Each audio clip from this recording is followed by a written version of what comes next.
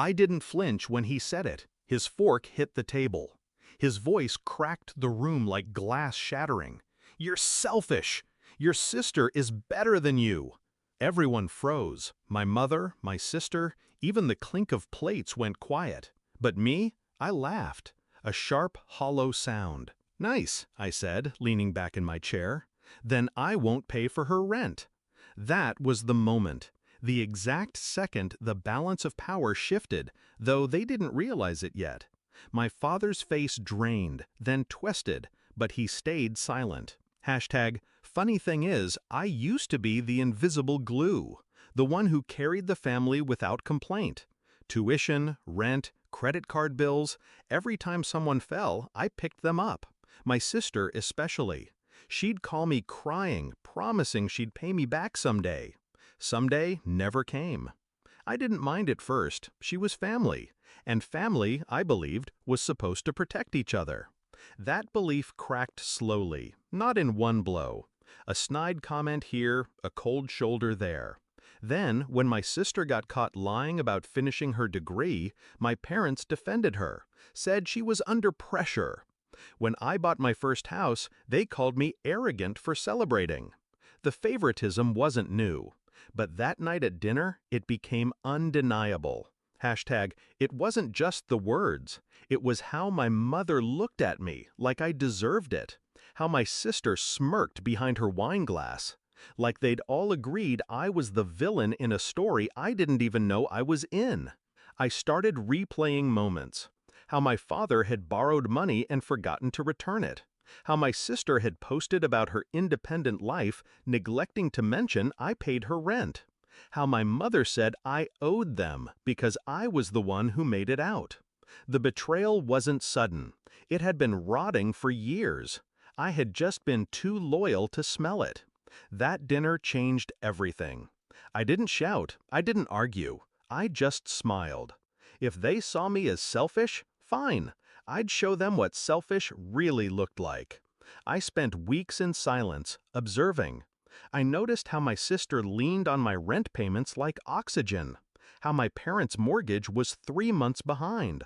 How their pride only existed because of the money I funneled into their lives. They thought I was an ATM in human form. They forgot what happens when the machine stops dispensing. I started small. I told my sister I needed receipts for the rent transfers for tax purposes. She panicked but sent me fabricated ones. That was mistake number 1. I kept the evidence.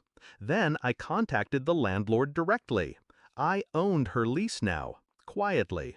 She didn't even notice when her next rent payment didn't go through, because I intercepted the notice first. For my parents, I pulled back support gradually. No more automatic bill payments. When they called, I claimed delays at work. Meanwhile, I transferred their overdue notices into a neat folder. Every move was deliberate, calculated, silent. The breaking point came faster than I expected. 1 month after that dinner, my sister called screaming. Her landlord had served an eviction notice. She begged me for help. I let her talk for a full 5 minutes before I asked, calmly, "Didn't Dad say you're better than me? Why don't you ask him?" Silence. Then tears. I hung up. A week later, my parents showed up at my house unannounced. My father's arrogance had thinned. "The bank is threatening foreclosure," he muttered. My mother added, "We just need a little help like before." I poured myself a drink, let the ice crack. "Strange," I said. "You called me selfish not long ago. Better ask your perfect daughter." My father's jaw tightened. My mother's lips trembled.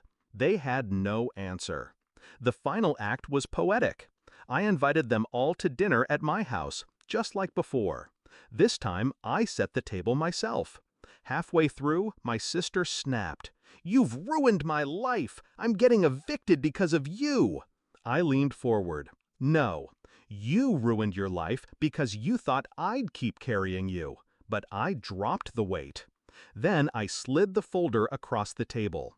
Copies of fake rent receipts, unpaid bills, foreclosure notices, all their lies, all their dependence, documented and undeniable. My mother's face went pale. My father opened his mouth, then closed it again. My sister stammered something about family loyalty. I smiled. Exactly. Loyalty. Pity you never showed me any. That night, I didn't shout. I didn't need to. The silence at the table was louder than any outburst could have been. By the next week, my sister was out of her apartment. My parents sold their car to keep the bank at bay. They never asked me for help again. Pride kept them quiet. Fear kept them distant. And me? I slept better than I had in years. People call revenge poison. They're wrong. Revenge isn't poison, it's medicine. A bitter dose, yes, but sometimes it's the only cure for betrayal. My father was right about one thing that night. I am selfish. Finally.